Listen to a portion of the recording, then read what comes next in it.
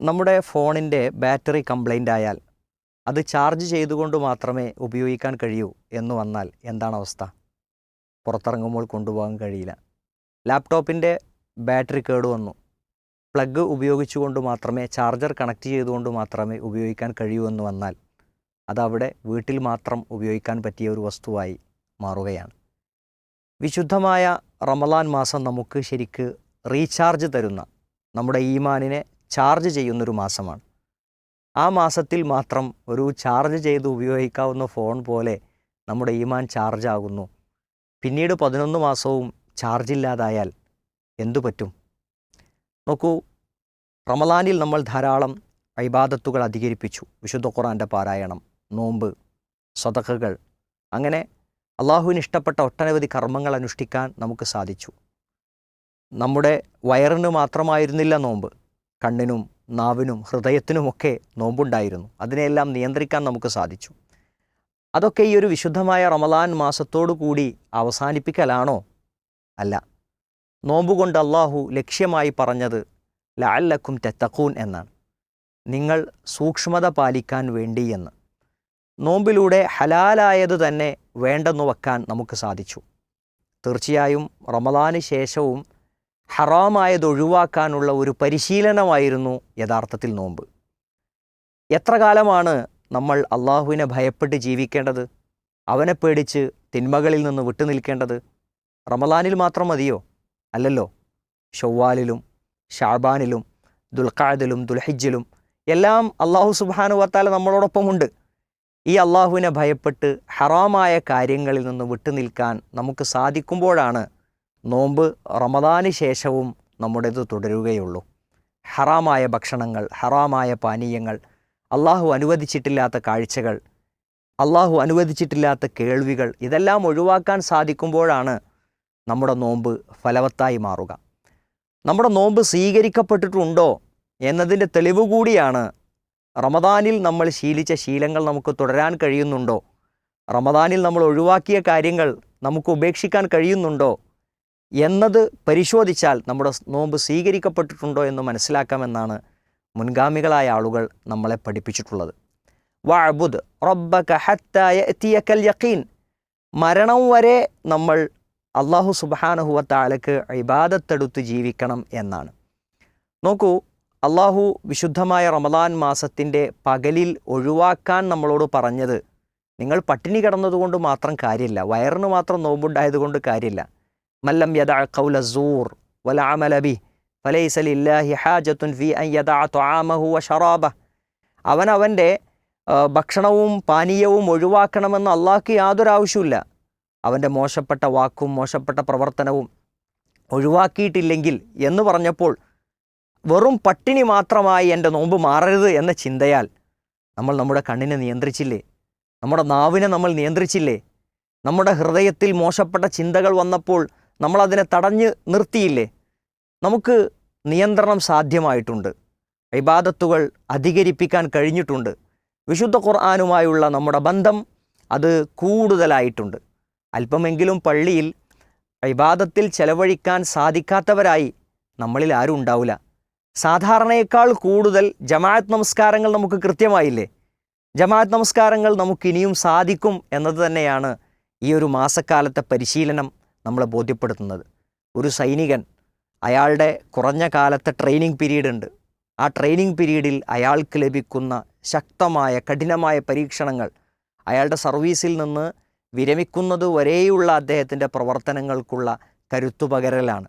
അതുപോലെ ഈ വിശുദ്ധമായ ഈ റമളാൻ മാസത്തിൽ നമുക്ക് ലഭിച്ചിട്ടുള്ള ഈ ഊർജം അത് വരുന്ന 11 മാസത്തേക്കും നിലനിൽക്കുന്ന ഈമാനിൻ്റെ ഫുൾ ചാർജായി നിലനിൽക്കാൻ വേണ്ടിയാണ് നമ്മുടെ പരിശ്രമങ്ങളുള്ളത്. ഒരാൾ കുറച്ച് ദിവസം 10-15 ദിവസം മാത്രം ജിമ്മിൽ പോയി, അല്ലെങ്കിൽ 1 മാസമോ 2 മാസമോ മാത്രം ജിമ്മിൽ പോയി, അവൻ്റെ ശരീരമൊക്കെ ഒന്ന് ശരിയായി വന്നു. പിന്നെ അവൻ പരിഗണിക്കുന്നില്ല, മൈൻഡ് ചെയ്യുന്നില്ല, ശരീരം തീരെ നോക്കുന്നില്ല. അങ്ങനെ ആയിക്കഴിഞ്ഞാൽ ഈ 1 മാസം അവൻ ജിമ്മിൽ പോയത് അവന് ഉപകാരപ്പെടുമോ? അവൻ്റെ ശരീരം പഴയ അവസ്ഥയിൽ തന്നെയാകും.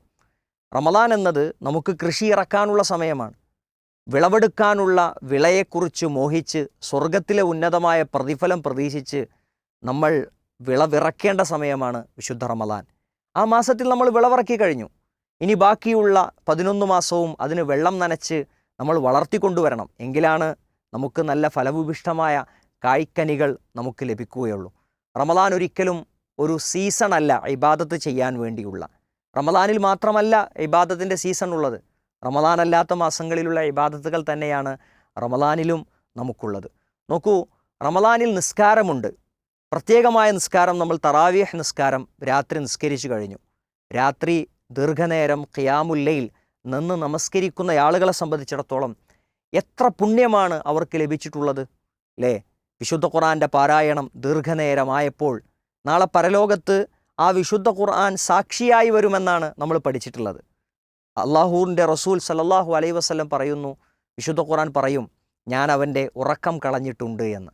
നോക്കൂ, റമദാൻ കഴിഞ്ഞാലും ഏറ്റവും ഉത്തമമായ നിസ്കാരം ഫർള് നിസ്കാരങ്ങൾക്ക് ശേഷം അത് ഖിയാമുൽ ലൈൽ അതാണെന്നാണ് റസൂലുള്ളാഹി സ്വല്ലല്ലാഹു അലൈഹി വസല്ലം പഠിപ്പിച്ചിട്ടുള്ളത്. അപ്പോൾ റമദാൻ കഴിഞ്ഞാൽ ഇശാ നിസ്കാരത്തിന് ശേഷം ഒരു 3 റക്അത്തെങ്കിലും വിത്ർ നിസ്കരിച്ച് കിടന്നുറങ്ങാൻ നമുക്ക് തീരുമാനിക്കാൻ സാധിക്കില്ലേ? റമദാനിന് ശേഷവും നോമ്പ് തുടരേണ്ടതുണ്ട്. നബി സല്ലല്ലാഹു അലൈഹി വസല്ലമ പറഞ്ഞു, മൻ സാമ റമദാൻ സുമ്മ അത്ബഅഹു സിത്തൻ മിൻ ശവ്വാൽ കാന കസിയാമി ദഹർ. റമദാനിന് ശേഷം ഒരാൾ 6 ദിവസം നോമ്പെടുത്തു കഴിഞ്ഞാൽ അവൻ ഒരു വർഷം മുഴുവൻ നോമ്പെടുത്തതുപോലെയാണ് എന്നാണ്. എങ്ങനെയാണ് റമദാനിലെ അല്പ ദിവസവും അതിനുശേഷം ഒരു 6 ദിവസവും നോമ്പെടുത്താൽ 360 ദിവസവും നോമ്പെടുത്തതിൻ്റെ പ്രതിഫലം കിട്ടുന്നത്? വൽ ഹസനതു ബിഅശ്രി അംസാലിഹ. ഒരു നന്മക്ക് അല്ലാഹു സുബ്ഹാനഹു വ തആല 10 ഇരട്ടിയാണ് പ്രതിഫലം കൊടുക്കുക. 36 ദിവസം നോമ്പെടുത്ത് കഴിയുമ്പോൾ നമുക്ക് 360 ദിവസം നോമ്പെടുത്തതിൻ്റെ പ്രതിഫലം നൽകാമെന്നാണ് റബ്ബ് സുബ്ഹാനഹു വ തആല പറഞ്ഞിട്ടുള്ളത്. റമദാനിലെ നോമ്പെടുത്തതിന് ശേഷം ഒരു 6 ദിവസത്തെ നോമ്പ് കൂടി നമ്മൾ തുടർന്നെടുത്താൽ ഒരു വർഷത്തെ നോമ്പിൻ്റെ പ്രതിഫലം കിട്ടും എന്ന് പറഞ്ഞാൽ 30 ദിവസം നോമ്പെടുത്ത ഒരാൾക്ക് പിന്നെ ഒരു 6 ദിവസം നോമ്പെടുക്കുക എന്നുള്ളത് വലിയ പ്രയാസമുള്ള കാര്യമല്ലല്ലോ. തിങ്കളാഴ്ച ദിവസവും വ്യാഴാഴ്ച ദിവസവും സുന്നത്തായി നബി സല്ലല്ലാഹു അലൈഹി വസല്ലമ പഠിപ്പിച്ച നോമ്പുണ്ട്. യൗമുൽ ഇസ്നൈൻ വൽ ഖമീസ്. ആ ദിവസത്തിൻ്റെ പ്രത്യേകത എന്താണ്? തുഅറദുൽ അഅമാൽ. ആ ദിവസങ്ങളിലാണ് അല്ലാഹുവിങ്കൽ നന്മകൾ പ്രദർശിപ്പിക്കപ്പെടുക. ഫ ഉഹിബ്ബു അൻ യുഅറദ അമലി വഅന സായിം. ഞാൻ നോമ്പുകാരനായിരിക്കെ എൻ്റെ കർമ്മങ്ങൾ അല്ലാഹു വിലയിരുത്തണമെന്നാണ് ഞാൻ ആഗ്രഹിക്കുന്നത് എന്ന്. നബി സല്ലല്ലാഹു അലൈഹി വസല്ലം വെറും ഒരു റമദാനിൽ മാത്രമല്ല നോമ്പെടുത്തിരുന്നത്, മറ്റു മാസങ്ങളിലും തിരുദൂതർക്ക് നോമ്പുണ്ടായിരുന്നു.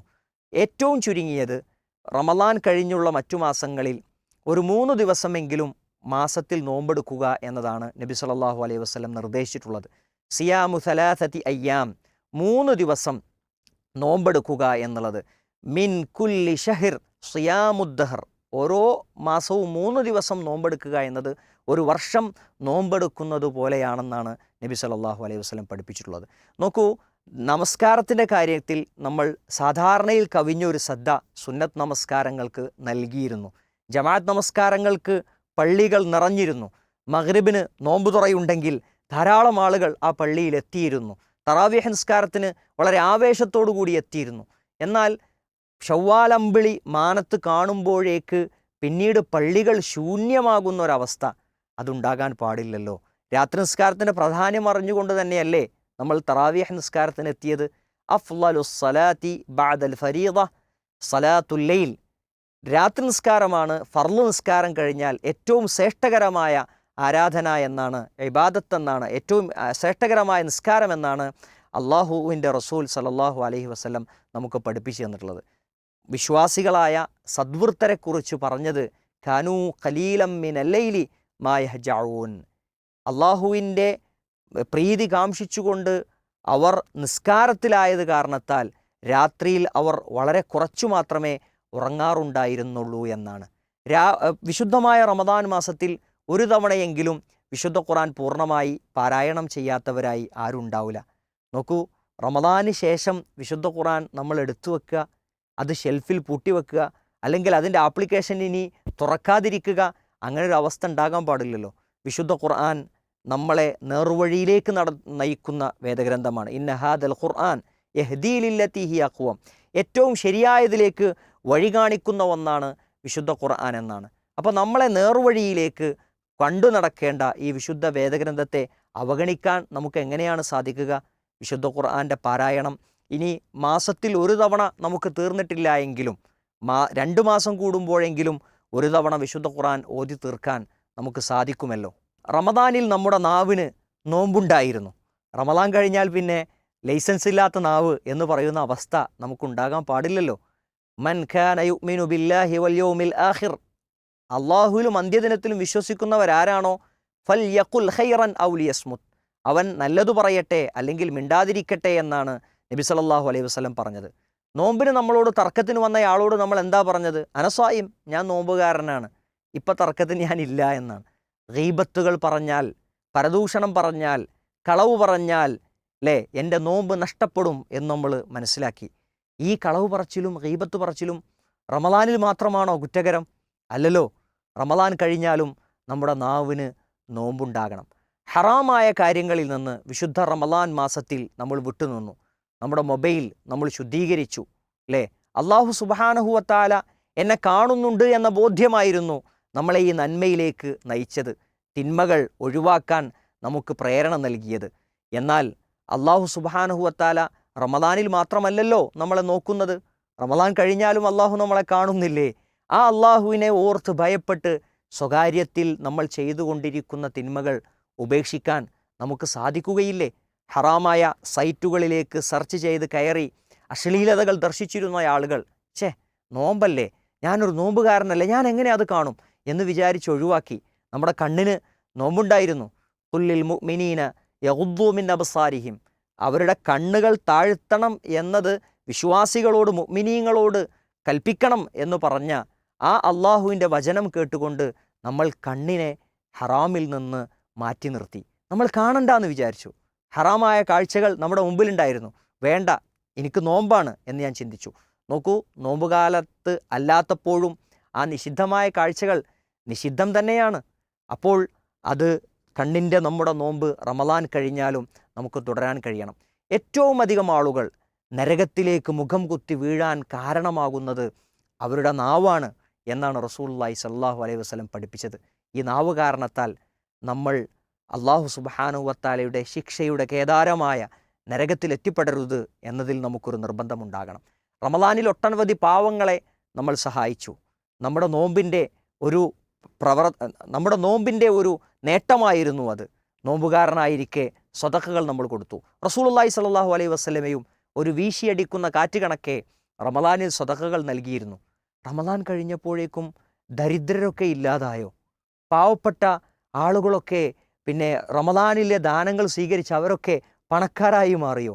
അനാഥ മന്ദിരങ്ങൾ, അവിടെയൊക്കെ സമ്പത്ത് കുന്നുകൂടിയോ? പ്രൊജക്റ്റുകളും പദ്ധതികളൊക്കെ റമദാൻ കഴിഞ്ഞപ്പോഴേക്കും ഇനി പണം ആവശ്യമില്ല എന്ന അവസ്ഥയിലേക്ക് എത്തിയോ? ഇല്ലല്ലോ. വർഷം മുഴുവൻ അഗതികൾ അവിടെയുണ്ട്, അനാഥരവിടെയുണ്ട്, പാവപ്പെട്ടവരുണ്ട്. നമുക്ക് ചുറ്റുമൊന്ന് കണ്ണോടിച്ചാൽ വിശപ്പടക്കാൻ വേണ്ടി പ്രയാസപ്പെടുന്ന ആളുകളെ ഇനിയും നമ്മൾ കണ്ടെത്തും. നമ്മുടെ സ്വതക്കകൾ നിർത്താറായിട്ടില്ല. അള്ളാഹുവിൻ്റെ മാർഗത്തിൽ നമ്മൾ അല്പം ഒന്ന് കൊടുത്താൽ, മസലുല്ലദീന യുൻഫിഖൂന അംവാലഹും ഫീ സബീലില്ലാഹ് കമസലി ഹബ്ബത്തിൻ അംബതത് സബഅ സനാബില ഫീ കുല്ലി സുംബുലത്തിൻ മിഅതു ഹബ്ബ വല്ലാഹു യുളായിഫു ലിമൻ യശാ. അള്ളാഹു ഇരട്ടി ഇരട്ടിയായി കൊടുക്കുന്നതാണ്. ഒരൊറ്റ വിത്തിൽ നിന്നാണ് 7 കതിരുകൾ ഉണ്ടാകുന്നത്. 7 കതിരുകളിൽ 100 നെന്മണികൾ ഉണ്ടാകുന്നു. അങ്ങനെ ഒന്നിന് 700 ഇരട്ടിയായി അള്ളാഹു സുബ്ഹാനഹു വ തആല പ്രതിഫലം കൊടുക്കുകയാണ്. തോണ കൊടുക്കാനൊന്നും അധികം നൽകാനൊന്നും എൻ്റെ കയ്യിലില്ലല്ലോ എന്ന് ചിന്തിക്കുന്ന ആളുകളുണ്ടാവും. നോക്കൂ, റമദാനിൽ സാധുവിനെ കണ്ടപ്പോൾ കീശയിൽ പണമുണ്ടോ എന്ന് നോക്കി, ഗൂഗിൾ പേയിൽ ബാലൻസ് ഉണ്ടോ എന്ന് നോക്കി, നമ്മൾ കഴിയാവുന്ന രൂപത്തിൽ കൊടുത്തു. അത് തന്നെയാണ് റബ്ബ് പറയുന്നത്, ഇത്തഖുന്നാർ, നിങ്ങൾ നരകത്തെ സൂക്ഷിക്കണം, നരകത്തെ നിങ്ങൾ കാക്കണം. വലോ ബിശിഖി തംറ, ഒരു കാരക്കയുടെ ചീളുകൊണ്ടെങ്കിലും നിങ്ങൾ നരകത്തെ കാത്തുകൊള്ളണമെന്നാണ് റസൂലുള്ളാഹി സ്വല്ലല്ലാഹു അലൈഹി വസല്ലം നമ്മളോട് പറഞ്ഞിട്ടുള്ളത്. നമുക്കൊരു 50 പൈസ കൊടുക്കാൻ നമ്മുടെ കൈവശം ഉണ്ടാവില്ലേ? ഒരു 5 രൂപ ഒരു സാധുവിന് കൊടുക്കാൻ നമുക്ക് നമ്മുടെ കൈവശം ഉണ്ടാവില്ലേ? ഓർക്കുക, റമദാനിൽ നമ്മളോടൊപ്പമുള്ള റബ്ബ് തന്നെയാണ് റമദാനിന് ശേഷവും നമ്മളോടൊപ്പമുള്ളത്. ആ റബ്ബ് സദാസമയം നമ്മളെ വീക്ഷിച്ചു കൊണ്ടിരിക്കുന്നുണ്ട്. പണ്ഡിതന്മാർ, മുൻഗാമികളായ ആളുകൾ നമ്മളോട് ഓർമ്മപ്പെടുത്താറുള്ള കാര്യം, ലാ തകുൻ റമദാനിയ, നീ ഒരിക്കലും ഒരു റമദാനിയാകരുത്. ഒരു റമദാനിൽ മാത്രം സ്പെഷ്യലായി ആരാധനകൾ നടത്തുന്നയാളായി മാറരുത്. പിന്നെയോ കുൻ റബ്ബാനിയ, നീ റബ്ബിൻ്റെ ആളായി മാറണമെന്നാണ് മുൻഗാമികളായ ആളുകൾ നമ്മളോട് പറയാറുള്ളത്. നമ്മുടെ വിശപ്പ് നമ്മൾ നിയന്ത്രിച്ചു, ദാഹം നമ്മൾ നിയന്ത്രിച്ചു. ഹലാലായതുപോലും റബ്ബ് ആ സമയത്ത് പകൽ സമയത്ത് നിഷിദ്ധമാക്കിയതുകൊണ്ട് നമുക്ക് നിയന്ത്രിക്കാൻ സാധിച്ചു. അത് നമ്മളെ പഠിപ്പിക്കുന്നൊരു പാഠമുണ്ട്. റമദാന് ശേഷവും നമുക്ക് നോമ്പ് തുടരാൻ കഴിയും.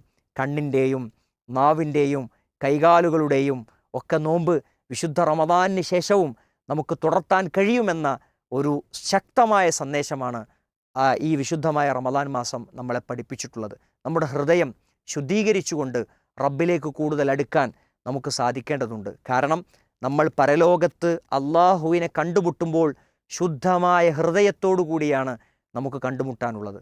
പാപക്കറകളില്ലാതാക്കാൻ നമ്മൾ പരിശ്രമിച്ചു. രാത്രിയുടെ ഇരുളിൽ പള്ളിയിൽ നമ്മൾ തനിച്ചിരുന്ന് ഖുർആൻ പാരായണം ചെയ്തപ്പോൾ അസ്തഗ്ഫിറുല്ലാ എന്ന് നമ്മൾ പലവട്ടം പറഞ്ഞു. അങ്ങനെ നമ്മുടെ ഹൃദയത്തെ നമ്മൾ ശുദ്ധീകരിച്ചു. ഹൃദയം അലാ ഇന്ന ഫിൽ ജസദി മുദ്ഗ, നമ്മുടെ ശരീരത്തിൽ ഒരു ഇറച്ചിക്കഷ്ണമുണ്ട്, ഒരു മാംസക്കഷ്ണമുണ്ട്. അത് നന്നായി തീർന്നാൽ ശരീരം മുഴുവൻ നന്നായി എന്നാണ്. വൈദ ഫസദത്ത്, അത് മോശമായി തീർന്നാൽ ശരീരം മുഴുവൻ മോശമായി എന്നാണ്. അത് ഹൃദയമാണ്. ഈ ഹൃദയത്തെ ശുദ്ധീകരിച്ചുകൊണ്ട് പരമാവധി നന്മകളിലൂടെ നമുക്ക് വീണ്ടും തുടരാം. റമദാനിൽ നമ്മൾ നേടിയെടുത്ത ആത്മീയ ചൈതന്യം റമദാനിന് ശേഷവും നമുക്ക് തുടരാം. ഓർക്കുക, നോമ്പ് റമദാനിൽ മാത്രമല്ല, റമദാനിന് ശേഷവുമുണ്ട്. അള്ളാഹു അനുഗ്രഹിക്കുമാറാകട്ടെ. അസ്സലാമു അലൈക്കും വറഹ്മത്തുള്ളാഹി വബറകാതുഹു.